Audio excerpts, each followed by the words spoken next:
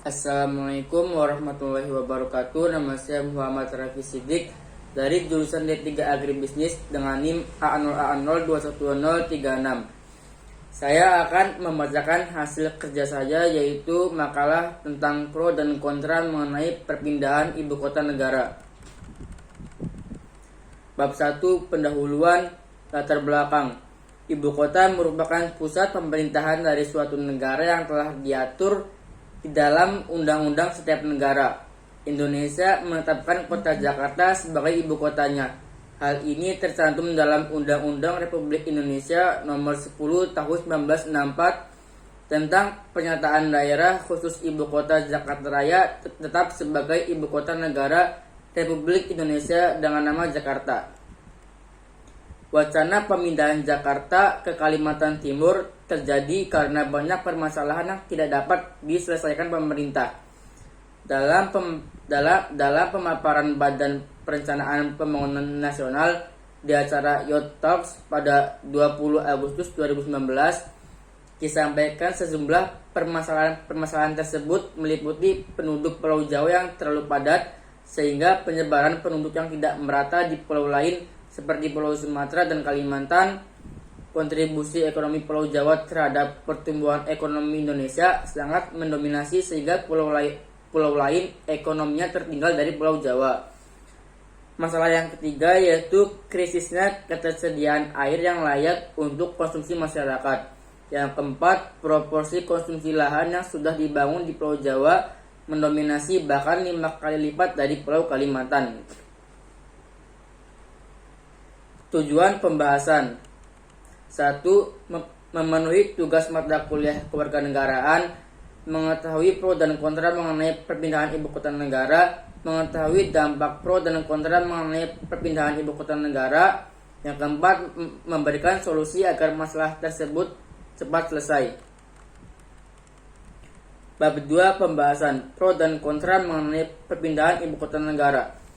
Isu pemindahan ibu kota negara adalah topik yang sedang marak diperbincangkan publik. Seperti pro dan kontra, tak luput juga masyarakat menyinggung RUU IKN yang telah disepakati pada 18 Januari 2022 lalu.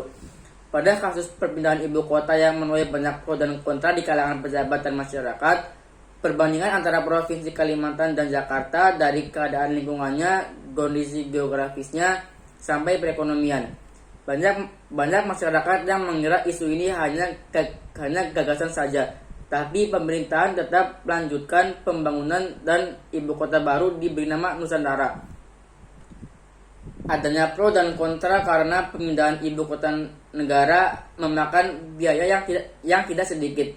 Di sana Indonesia sedang mengalami penurunan ekonomi. Selain itu terdapat komentar bahwa pembangunan ini hanya sekedar untuk menjalankan proyek infrastruktur. Di lain sisi ditemukan banyak pendapat yang setuju mengenai IKN, seperti berdampak positif pada dunia usaha dan investasi karena memunculkan kota metropolitan baru, juga sebagai pemerataan pembangunan di Nusantara. Yang kedua, dampak dari perpindahan ibu kota negara. Pemindahan ibu kota yang tengah direncanakan oleh pemerintah ternyata memiliki dampak ekonomi pada daerah baru tersebut. Pemindahan ibu kota ke lokasi baru di luar Jawa tidak akan memberikan dampak negatif terhadap perekonomian nasional. Efek positif tersebut disebabkan adanya penggunaan dari sumber daya potensial yang selama ini masih belum termanfaatkan.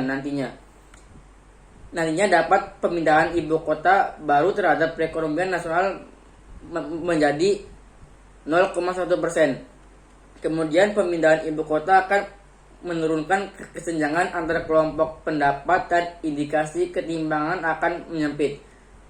Pemindahan ibu kota ke provinsi alternatif akan menyebabkan perekonomian lebih terdiversifikasi ke arah sektor yang lebih padat sehingga dapat membantu untuk menurunkan kesenjangan antara kelompok pendapat baik di tingkat regional maupun di tingkat nasional. Pemindahan ibu kota negara juga akan mendorong investasi di provinsi ibu kota baru dan sekitarnya. Lain itu, pemindahan ibu kota akan menciptakan dorongan investasi yang lebih luas pada wilayah lain serta meningkatkan output beberapa sektor non-tradisional terutama sektor jasa.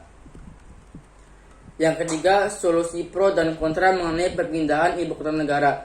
Dengan demikian, solusi yang diharapkan dari masyarakat untuk meminimalisir dampak negatif dari pemindahan ibu kota yaitu tetap menjaga kelestarian hutan di Kalimantan. Masalah lingkungan bisa saja menjadi masalah krusial sebagai dampak negatif adanya pembangunan infrastruktur.